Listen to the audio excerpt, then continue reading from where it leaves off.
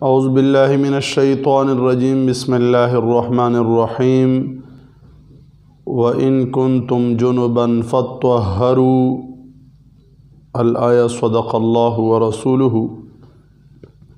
معزز ناظرین کرام، آج جمعرات کا دن ہے اور حسب معمول آج احکام شریعت کا درس ہے۔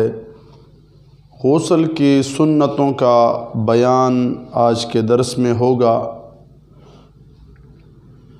سب سے پہلے غسل کی نیت کر کے دونوں ہاتھ گھٹنوں تک 3 مرتبہ دھونا سنت ہے۔ اس کے بعد استنجا کی جگہ دھونا، خواہ نجاست ہو یا نہ ہو۔ پھر بدن پر جہاں کہیں نجاست ہو اس کو دور کرنا۔ اس کے بعد نماز کا سا وضو کرنا، یعنی جیسے ہم نماز کے لیے وضو کرتے ہیں، نماز کا سا وضو کرنا بھی غسل کی سنتوں میں داخل ہے۔ پھر 3 مرتبہ داہنے مونڈھے یعنی کندھے پر پانی بہانا۔ اس کے بعد بائیں کندھے پر مونڈے پر 3 مرتبہ پانی بہانا، اور پھر سر پر اور تمام بدن پر 3 مرتبہ پانی بہانا۔ اس کے بعد غسل کی سنتوں میں ہے کہ نہانے میں قبلہ رخ نہ ہو، یعنی رخ قبلے کی طرف نہ ہو، قبلہ رخ نہیں ہونا چاہیے،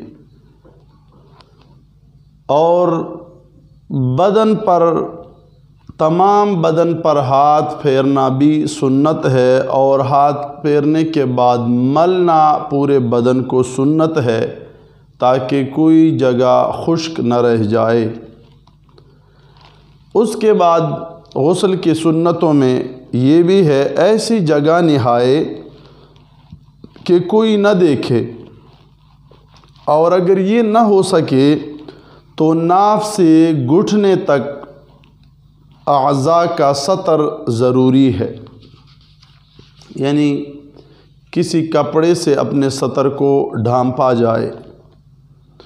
اس کے بعد غسل کی سنتوں میں یہ ہے کہ کسی قسم کا کلام نہ کرے۔ اکثر و بیشتر ہم لوگ غسل کے دوران کلام کرتے ہیں۔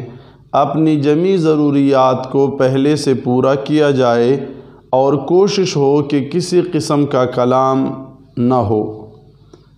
اس کے بعد کوئی دعا بھی غسل کے دوران نہ پڑھے،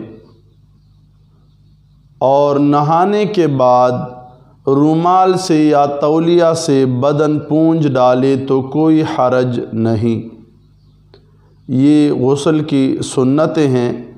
الفتاوی الہندیہ کتاب الطہارت الباب الثانی فی الغسل میں مسائل درج ہیں، تو جتنی بھی سنتیں ہیں غسل کی ان کی رعایت کیجیے اور سنتوں کے مطابق غسل کیا جائے۔